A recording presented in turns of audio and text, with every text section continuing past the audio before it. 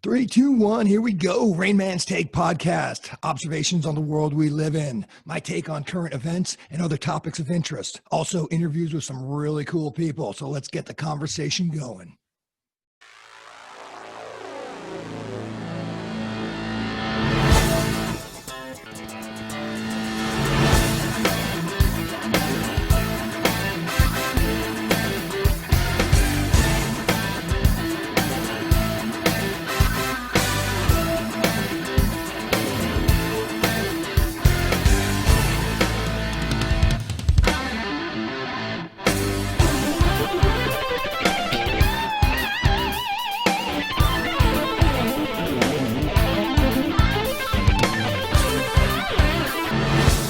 Hey everybody, it's the Rain Man. Got a really interesting episode for you today. Today's episode is all about the waning influence of the United States around the world based on some of the news that I've been reading lately. But before I get into that, everybody, part of Rain Man's Take, thank you very much. And let's go ahead and get started with today's episode. So, like I said, I wanted to give my take on what's happening around the world right now in terms of U.S. influence. We are seeing tectonic shifts of power and influence projection around the world. Take many of the recent geopolitical events that we're reading in the news right now together, and we see that a democratic or free open society view is being replaced by communist and totalitarian ideologies. This is happening as adversarial countries like China and Russia compete for superpower status throughout the world. Regions long aligned with the United States are being targeted by these two countries as our influence seems to be on the decline throughout the world. You'll notice that what I'm talking about today dovetails with my last episode that focused on the internal erosion of our national pride. Today is about the external erosion of U.S. influence around the world. So just take the most recent news about China and Cuba, in the administration's initial obfuscation and then admission of what was going on over there. So I'll read you a couple of articles that pertain to that particular event. The first one is from CNN, and it's titled, "Cuba Gives China Permission to Build Spying Facility on Island, US Intelligence Says." This is by Natasha Bertrand, again from CNN, and this is on June 9th. Reading from the article. Cuba has agreed to allow China to build a spying facility on the island that could allow the Chinese to eavesdrop on electronic communications across the southeastern United States. The U.S. learned about the plan in the last several weeks, a source said, and it is unclear whether China has already begun building the surveillance facility. A second source familiar with the intelligence says it suggests that a deal has been struck in principle, but there hasn't been any movement on building of that facility. This report is not accurate, National Security Council spokesman John Kirby said in a statement on Thursday, which was June 8th. We have had real concerns about China's relationship with Cuba, and we have been concerned since day one of the administration about China's activities in our hemisphere and around the world. We are closely monitoring it and taking steps to counter it. We remain confident that we are able to meet all of our security commitments at home and in the region. Personally, I'm not that confident. Continuing with the article, Senate Intelligence Committee Chairman Mark Warner, a Democrat, and Vice Chairman Marco Rubio, a Republican, released a statement expressing concern about the reports. The statement says, "We are deeply disturbed by reports that Havana and Beijing are working together to target the United States and our people. The United States must respond to China's ongoing and brazen attacks on our national security. We must be clear that it would be unacceptable for China to establish an intelligence facility within 100 miles of Florida and the United States. We urge the Biden administration to take steps to prevent this serious threat to our national security and our sovereignty." And again, that's coming from both a Republican and a Democrat. The article continues. The Biden administration has done little to try to improve relations with Cuba and has only resumed limited bilateral conversations on matters like migration. Following rapprochement efforts under the Obama administration, relations plummeted due to the so-called Havana syndrome illness that impacted U.S. diplomats posted in the Cuban capital, and the Trump administration's decision during the final days of that administration to relist Cuba as a state sponsor of terrorism. So, and another article that pertains to China and Cuba is from Politico, and this one's titled "China Using Secret Base in Cuba to Spy on U.S. Biden Administration Official Confirms." And the subtitle is "After Initially Calling Reports Inaccurate, an official says that the administration inherited the problem." And this was written by Alexander Ward on June 10th of this year. Quoting the article, "China has been spying on the United States from a base in Cuba," a Biden administration official said on Saturday, this is June 10th, claiming that this is an issue that the administration inherited. The administration official, who was granted anonymity to discuss a sensitive subject, said the Chinese spying effort has been an ongoing concern, and that the U.S. has been taking steps to deal with it. When the administration took office in January 2021, we were briefed on a number of sensitive PRC efforts around the world. This effort included the presence of PRC intelligence collection facilities in Cuba, the official confirmed. In fact, the PRC conducted an upgrade of its intelligence collection facilities in Cuba in 2019. This is well documented in the intelligence record. And obviously, that happened on Trump's watch, but that also means that that facility was active even before him. The article continues. President Joe Biden directed his administration to address the issue. "Within months, we did so," the official said, noting that the thrust of the engagement with Beijing over the spy post has been primarily through diplomacy. The official would not go into detail, but said the engagements have brought results and that our experts assess that our diplomatic efforts have slowed the PRC down. And quite frankly, I'm skeptical, and I find myself not believing anything that this administration says right now. Article continues. Representative Mike Turner, a Republican from Ohio, chair of the House Intelligence Committee, criticized the administration following Politico's report on Saturday. "President Biden needs to stop ignoring the threat from China," he said in a statement. "In less than 48 hours, officials from the Biden administration have contradicted themselves multiple times about whether or not the Chinese Communist Party is spying on the United States. This is unacceptable." Now, if you're thinking of blaming Trump for this, all I would say is that the difference in my view is that Trump had multiple tariffs and sanctions on China throughout his administration, whereas the Biden administration has actually done the opposite. And take, for example, this article from Breitbart titled "Joe Biden Helps Expand Semiconductor Manufacturing in China." And this is from John Biner on June 12th. "President Joe Biden is greenlighting South Korean and Taiwanese semiconductor manufacturers to continue expanding their operations in China, thanks to exemptions rewarded to various companies by the administration. Late last year, the Biden administration issued prohibitions on semiconductor chip exports to China, among other tech exports.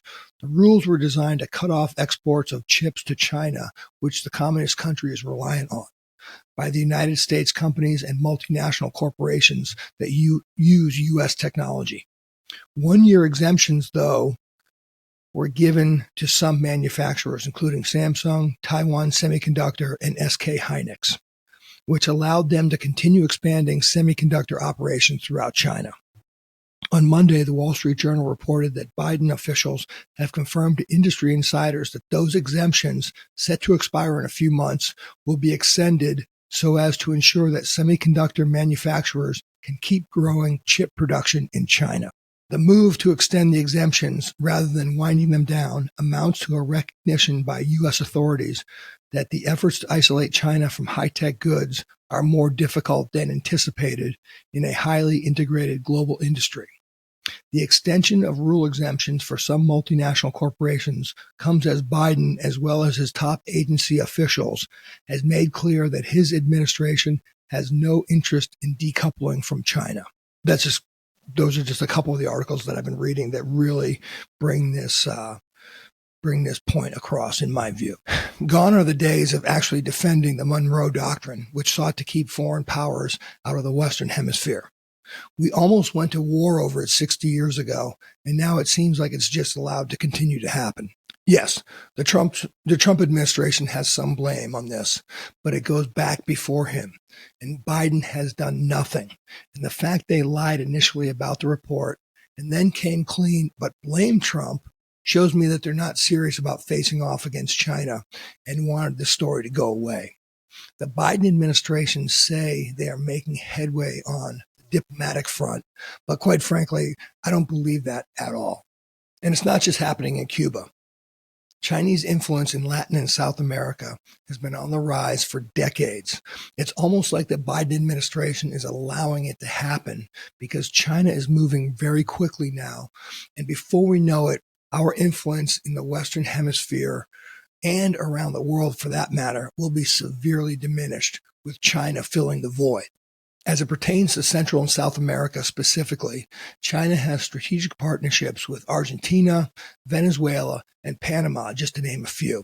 Now, this is an article from the Wisconsin Law Review website, and the article was titled, "China's Spy Site is Cause for Concern, Says White House and Congress." Reading from the article here, the Biden administration has been working to counter China's continued efforts to gain a foothold in the region and elsewhere, chiefly by engaging diplomatically with nations that China was pursuing as potential hosts for such bases. The administration had slowed China's plans, but declined to give specifics. So now, what do we believe? Do they or don't they have specific plans based on how they've denied and then admitted the China-Cuba relationship? My guess is that they don't. Additionally, according to this article, Honduras opened an embassy in Beijing, Chinese state media reported, months after the Central American nation broke off relations with Taiwan to establish diplomatic ties with China. In fact, in Panama, China is making serious inroads that potentially have major strategic implications. So I'll read another article here for you, some excerpts from it, to give you an idea of what I'm talking about. So this one is from the US Naval Intelligence website, and it's titled, "Chinese Investment Near Panama Canal, Strait of Magellan is a Major Concern for US Southern Command." This is by John Grady, and this was from March 24th, 2022. And the article reads, "Restrictions to the passage of traffic through the Panama Canal and the Strait of Magellan as China moves aggressively to expand its footprint across Central and South America are the top concerns of the current U.S. Southern Command." Quoting the article, "Those are very strategic lines of communication that must be kept open," said Army General Laura Richardson in a Thursday hearing before the Senate Armed Services Committee. In Panama, PRC-based companies are engaging in or bidding for several projects related to the Panama Canal, a global strategic checkpoint, including port operations on both sides of the canal, water management, and other logistical projects. "We have a lot of ground to make up with the government of Panama in investing in projects important to Panama, as Beijing has done," she added. Likewise, the Chinese have invested heavily in a space research project in Argentina that would allow Beijing to track U.S. satellites, and also won the rights to build facilities near the Magellan Strait that would also give China access to Antarctica. So, things are getting very serious, and the current administration is not doing enough to counter it. Now, is that by design, or is the Biden administration that incompetent? So let me add right now that I'm not even including the fact that China just signed a $10 billion investment deal with Saudi Arabia, and they are making attempts to buy up U.S. farmland. And the Biden administration wants to greenlight a Chinese-owned electric vehicle battery manufacturing facility in Michigan. In both those instances, the American people who will be affected are actually voicing their displeasure and concern with the Biden administration. Now, will they be heard? We'll see. So, getting back to whether it's by design or incompetence, I think it's by design. There are groups of people who want to see the United States lose its place as the main superpower. They want to see it knocked down to the point where we will need to, at the very least, share the power in a multipolar world, not just with China, but also Russia and really who knows who else at this point. These are the same groups that want a world government which controls everything. And when I say that, just think about the goals of organizations like the World Economic Forum as an example. Now, if you think it would be good for the U.S. to share the leadership of the world with other superpowers that don't have the same worldview as we do, I would disagree. Take, for example, our insane policy in Ukraine right now to try to dethrone Putin in Russia. None of the economic penalties we've placed on him are doing any good. And as of right now, Russia's oil and natural gas exports are at pre-war levels. And that's basically Russia's economic lifeblood. We've weaponized our economic might to try to punish states like Russia. We used our power and influence as the world's reserve currency to try and push Russia out of all forms of economic activity within the current international economic system. The problem is it didn't work. And now I fear that in the future, economic sanctions won't have any real impact, especially when the targets of those sanctions know that they can get around them. Again, use the Russian oil as an example. And I'll hit a couple of points from this other article I read here recently. And this is from the Indian website wire.in. And the article is titled, India Leads Group of Nations That Buy Cheap Russian Oil, Sell Processed Products to Europe. And this is by Tanya Roy on May 2nd of this year. India is leading the group of quote-unquote laundromat countries that buy discounted crude oil from Russia, refine it, and sell the processed products to European countries, thus sidestepping European sanctions against Russia, a Finland-based group said in its report. The report was titled Laundromat, How the Price Cap Coalition Whitewashes Russian Oil in Third Countries. And this is by a Finland-based group called the Center for Research on Energy and Clean Air, CREA. And it was released on April 19th. The laundromat countries are China, India, Turkey, the UAE, and Singapore.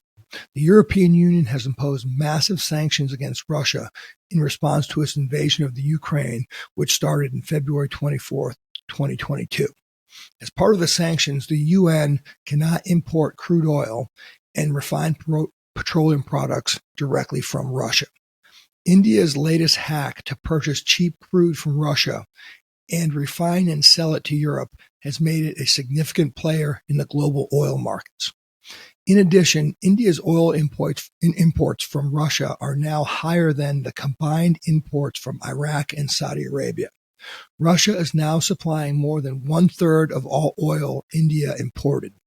The report said that this is a way to circumvent measures that attempt to hinder Russian government revenues used by President Vladimir Putin to fund the war in Ukraine.